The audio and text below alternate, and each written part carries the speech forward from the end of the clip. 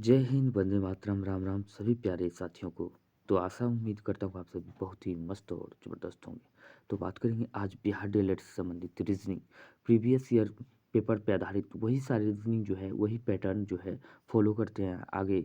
Same उसी pattern पर आपको आगे एग्जाम में भी आने की संभावना है। तो बात कर लेते हैं यहाँ पे रीजनिंग की। तो रीजनिंग आपको बिहार डीएलएड के अलावा BEd Bihar BEd entrance exam, वहीं बात करते हैं पारा मेडिकल एंट्रेंस एग्ज़ाम, और उसके बाद बात करते हैं बिहार आईटीआई यानी कि एसएससी जीडी, बात बिहार सिविल कोर्ट। इनकी जिस भी एग्ज़ाम में रीजनिंग पूछे जाते हैं उन सारे एग्ज़ामों के लिए काफ़ी महत्वपूर्ण हो सकते हैं ये क्लास। यहाँ तक कि बिहार डीएलएड ही तक सीमित नहीं है और कई सारे एग्ज़ामों में काफ़ी महत्वपूर्ण हो सकते हैं। तो चलिए हम बात करते हैं आज रीजनिंग की। क्लास देख सकते हैं यहाँ पे दिया हुआ है। हमारा पहला सवाल है, इससे पहले वाला रीजनिंग नहीं देखे तो ज़रूर जाके देखें, वहाँ पे प्लेलिस्ट बना हुआ है तो जाके डाउनलोड करके या तो आप सर्च करके भी देख सकते हैं चैनल के अंदर। और उसकी बात कर लेते हैं। आज की क्लास बहुत ही ज़बरदस्त होने वाले हैं। बात करते हैं पहला नंबर सवाल की। तो बाघ एवं चीता के बीच के संबंध को कौन कौन से आकृति प्रदर्शित करते हैं? क्योंकि हम बात करते हैं हाथी अलग जानवर है और बाघ भी अलग है, चीता भी अलग है, लेकिन बाघ चीता एक ही प्रजाति के हैं लेकिन अलग है। तो इसका राइट आंसर क्या होने वाला है? तो डी इसका राइट आंसर हो जाएंगे, ये ध्यान रखना है। बात करते हैं नेक्स्ट की। अब यहाँ पे दिया है लापता शब्द को खोजना है। लापता शब्द कौन सा है? तो यानी कि 87 की बात करें तो लापता, इसमें कैसे जानेंगे कि लापता शब्द है? तो यहाँ पे हम देख रहे हैं कि यहाँ पे सीधा दिख रहा है कि आ, के का के में आई जे के यानी कि दो माइनस कर रहे हैं तो के हो जाता है। फिर यहाँ पे क्या करेंगे, दो माइनस कर देंगे तो दो माइनस करने के बाद क्या हो जाएगा? दो माइनस करने के बाद जी जी हो जाएगा, यहाँ पे जी हो जाएगा, ठीक है। उसके बाद यहाँ पे देख सकते हैं दो दो नहीं चार, यहाँ पे दो गुना कर दिया रहा है, दो गुना हो रहा है। तो यहाँ पे भी दो गुना कर देंगे, जी के बाद क्या हो जाएगा? चार में दो से गुना कर देंगे तो क्या हो जाएगा? चार दूनी आठ, यानी कि जी आठ कहाँ पे है? तो इसी तरह यहाँ पे देख सकते हैं आगे भी। अब तो आगे जाना नहीं है क्योंकि इतना ही चलना है, फिर इसमें अगर जाना है तो कोई दिक्कत नहीं, क्योंकि आंसर निकल गया, आगे आगे जाने की जरूरत। माइनस दो हो रहा है, ऊपर पे मैंने दो गुना हो रहा है, तो इसका राइट आंसर क्या होगा? यानी कि ए हो जाएगा। बात करते हैं नेक्स्ट की। उस संख्या का चयन करें जो प्रश्नवाचक चिन्ह को प्रस्थापित करता है। प्रश्नवाचक चिन्ह को प्रस्थापित कर रहा है कौन सा चिन्ह है? यहाँ पे देख सकते हैं चित्र की। तो हम बात कर लेते हैं चित्र की। तो यहाँ पे सीधा पता चल रहा है कि ई में जो है ए को घटा दिया गया है। ई में अगर ए को घटाया है, ए को इसे घटा देंगे, ई माइनस ए बराबर क्या हो जाएगा? डी हो गया है। यानी कि कहने का तात्पर्य है पाँचवें क्रम पे आता है अंग्रेजी वर्णमाला में ई, पाँच में एक घटा दिए तो कितना हो गया? चार। तो चौथे क्रम पे डी आ रहा है। उसी तरह आपको क्या करना है? तो यहाँ पे भी वही करना है। ओ में माइनस बी को घटा देंगे, घटाने के बाद जो है क्या निकल जाएगा? एम। यानी कि कहने का तात्पर्य यही है कि कहने का तात्पर्य है कि 15 में माइनस दो घटा दिए तो कितना हो जाएगा? 13। 13 नंबर पे एम आता है तो इसका मतलब यहाँ पे क्या हो जाएगा? एम हो जाएगा। राइट आंसर डी हो जाएगा। अब बात करते हैं नेक्स्ट की। यहाँ पे दिया हुआ है दिए गए संख्या श्रृंखला में प्रश्नवाचक चिन्ह के स्थान पर कौन सी संख्या आएंगी? तो कौन सी संख्या आएंगी? तो यहाँ पे देख सकते हैं यहाँ पे क्या हुआ है। तो यहाँ पे हम इसको क्या करते हैं, तो यहाँ पे माइनस करते हैं तो कितना हो जाएगा? 11 माइनस हो रहा है, यहाँ पे 11। फिर यहाँ पे क्या करते हैं, यहाँ पे देख सकते हैं कि 11, यहाँ पे 11 माइनस था, माइनस 22 हो रहा है। इस तरह करके सीरीज जो है बढ़ रहा है। 22 था, 11 दूनी 22, अब 11 तिया 33 हो गया। अब यहाँ पे भी सीरीज बढ़ रहा है, 11 चौक 44 माइनस 44 हो गया। अब यहाँ पे चलेंगे, 11 चौक 44 था, 11 पचे 55 हो गया, माइनस 55, यानी कि इसका 583 हो जाएगा। यहाँ पे 583 हो जाएगा। तो राइट आंसर क्या हो जाएगा? बी इसका सही आंसर हो जाएगा।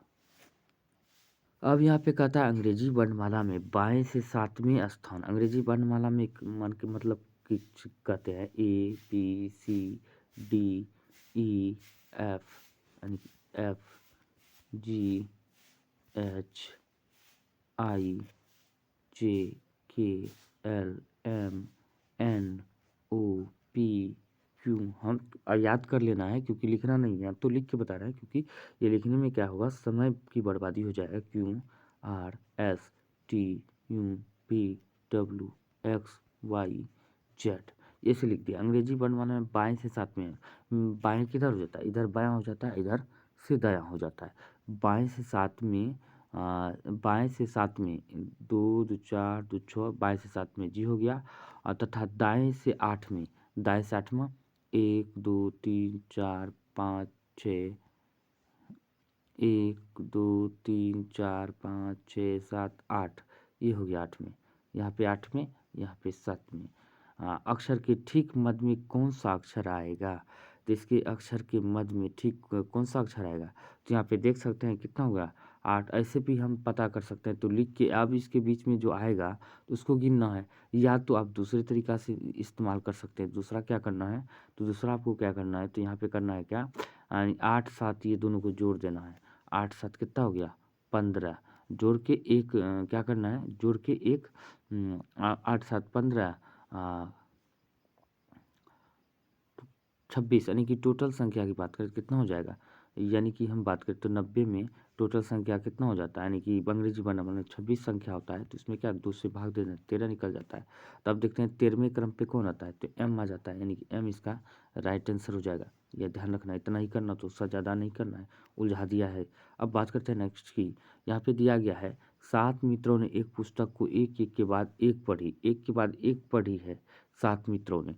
ई ने पुस्तक को बी से ली है, ई ने पुस्तक बी से ली है। कहने का मतलब जो है ई ने पुस्तक बी से ली है, तो कहने तब क्या करेंगे, यहाँ पे लिख देंगे बी। यहाँ पे जैसे जैसे करा वैसे से करने जाना है। ई ने पुस्तक बी से ली है, इसका मतलब बी पहले पढ़ा था, ई बाद में आएगा आएगा ठीक है, इस तरह करते जाना है। अब यहाँ पे कहता है उसने पुस्तक, उसने उसे पढ़कर सी को दे दी। उसने उसे पढ़कर क्या किया, सी को दे दिया, इसका मतलब सी आगे आएगा फिर। अब कहता है ए ने एफ के बाद पुस्तक पढ़ी है। ए ने जो है एफ के बाद पुस्तक पढ़ी, इसके मतलब जो है हम बात कर लेते हैं कहाँ पे चल जा रहा है, ए ने एफ के बाद, इसका मतलब एफ आएगा, एफ के बाद क्या होगा, ए आएगा। ये हो गया, यहाँ पे हो गया एफ के बाद पुस्तक पढ़ी है।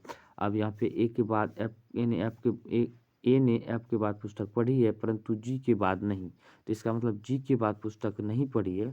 तो यहाँ पे क्या करा है, तो जी लास्ट हो जाता है, जी के बाद नहीं पढ़ी है, तो इसका मतलब जी लास्ट हो जाता है। बी ने डी से पहले पुस्तक पढ़ी है, बी ने डी से पहले पुस्तक पढ़ी है, इसका मतलब डी जो है, यानी कि बी ने डी के पहले पुस्तक नहीं पढ़ी है, तो इसका नहीं पढ़ी है, तो इसका मतलब डी जो है पहले पुस्तक पढ़ी है। तथा सी ने ई तथा एफ के बीच पुस्तक पढ़ी है, सी ने ई तथा एफ के बीच पुस्तक पढ़ी है। यहाँ पे ई है, यहाँ पे एफ है, बिल्कुल सही है। इसी तरह बैठते जाना है, तभी आपका आंसर निकलेगा।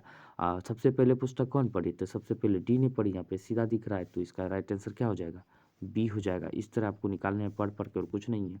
अब यहाँ पे क्या है, दिए गए प्रश्न में प्रश्नवाचक चिन्ह के स्थान पर सही विकल्प को चुनना है। प्रश्नवाचक चिन्ह के स्थान पर सही विकल्प क्या होगा, तो यहाँ पे देख सकते हैं एफ का उल्टा जा रहा है, क्या हो, एफ यहाँ पे लिख देते हैं सीधा सीधा, एफ एम, एफ एम, यहाँ पे लिख देते हैं फिर से, एफ एम पी डब्ल्यू। इसका विपरीत क्या होगा, इसका विपरीत यू लिखा है, एम का विपरीत एन लिखा है, एन लिखा गया है, पी का विपरीत के लिखा है, डब्ल्यू का विपरीत डी लिखा है, यानी कि सब का विपरीत लिख रहा है। तो हम भी क्या करेंगे, एच का विपरीत क्या होगा, यानी कि उल्टा, एच का विपरीत एस हो जाएगा। तो एस जो है, एस का विपरीत यानी कि एस होगा, यहाँ पे ए डी, डी आंसर दिख रहा है। एस का विपरीत एस, और टी का विपरीत जी, और डी का विपरीत डब्ल्यू, और जे का विपरीत क्यू, यानी कि राइट आंसर क्या होगा, यानी कि डी हो जाएगा। उल्टा लिख रहा है, ठीक है, यानी कि ए बी सी से शुरू होते हैं और इधर जेड वाई एक्स से शुरू होते हैं। तो अगर बी लिए यहाँ से, ए लिए एक नंबर पे, तो जेड लिए लास्ट से, इसी तरह बी लिए दूसरे नंबर पे, ये लिए दूसरे नंबर से, इस तरह करके उल्टा चल रहा है। अब यहाँ पे कहा है कि रमेश का जन्म उसके पिता की शादी के 2 साल बाद हुआ था। ठीक है, लिख दिए, कोई दिक्कत नहीं। उसकी माँ उसके पिता से 5 वर्ष छोटी है, बिल्कुल सही। उसने लेकिन रमेश से 20 वर्ष बड़ी है, जो कि 10 वर्ष का है। यानी कि रमेश का उम्र जो है कितना कह रहा है, वर्तमान में रमेश का उम्र कितना है, 10 साल है, ठीक है, 10 वर्ष लिख दिए। अब यहाँ पे कहता है कि माता का उम्र कितना था, उससे 20 वर्ष बड़ी है, तो उसकी माता का उम्र क्या कहता है, 20 वर्ष बड़ी है, तो इसका मतलब 10 प्लस 20 कितना हो गया, 10 प्लस 20, यानी कि 30 वर्ष क्या हो जाता है, उसकी माता का उम्र होता है। पिता क्या कहता है, पिता उससे क्या है, पिता का उम्र जो है छोटी है, 5 वर्ष पिता की उम्र से 5 वर्ष उसकी माता छोटी है, यानी कि 30 वर्ष हो गया ना। तो 5 वर्ष जोड़ देंगे तो कितना हो जाएगा पिता का?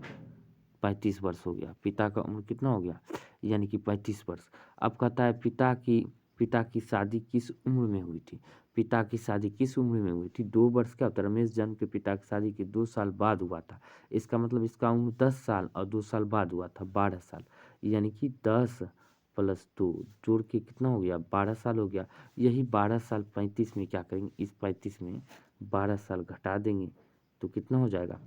3, 2 यानी कि हम बात करें तो पिता की उम्र उस समय कितना था? 23 वर्ष का था। राइट आंसर क्या हो जाएगा? सी हो जाएगा। इस तरह निकालने हैं। अब बात करते हैं निम्न में से श्रृंखला में आगे कौन सी संख्या आनी चाहिए? आगे की संख्या की बात करें तो कौन सा आनी चाहिए? तो यहाँ पे देख सकते हैं, यहाँ पे 1 का वृद्धि हो रहा है। यहाँ पे भी कितना? 2 का वृद्धि हुआ। 1, 2, 3 इस तरह करके श्रृंखला चल रहा है। यहाँ पे 3 हो गया। अब यहाँ पे आएगा 4 तो कितना हो जाएगा? 11। तो सी इसका आंसर हो जाएगा। अब बात करते हैं आज की लास्ट क्वेश्चन की। तो यहाँ पे आज हमारा लास्ट क्वेश्चन हो जाता है, तो बात कर लेते हैं। रवि कक्षा में सुमित से 7वें रैंक आगे है। तो 7वें रैंक आगे है, तो यदि सुमित का रैंक अंतिम से 17वां हो तो रवि प्रारंभ में रैंक में क्या है? तो क्या करना है? 17 प्लस 7 ऐड कर देना है। ऐड करने के बाद कितना हो जाएगा? 24। 24 में क्या करना है? 24 हो गया। 24 में एक क्या करना है? अब यहाँ पे क्या कहता है? 39 कक्षा में, रवि 39 कक्षा में, यहाँ पे हो गया 39 है तो इतना हो गया। अब क्या करना है? 39 में 24 को घटा देंगे। 24 को जब घटा देंगे तो कितना निकल के चलाएगा? 17। 17 में 1 माइनस कर देंगे तो हो जाएगा 16। यानी कि 16वें स्थान पर सी स्थान पर है। तो आशा और उम्मीद करता हूँ कि आप अच्छी तरह से यह क्लास का रीजनिंग जो है समझ में आ गए होंगे। तो चलिए, अगर कोई सुझाव देना हो तो, कोई जानकारी या सुझाव देना हो तो वीडियो के नीचे कमेंट करके सुझाव ज़रूर दें। तो मिलते हैं अगले वीडियो में, तब तक के लिए जय हिंद, जय भारत।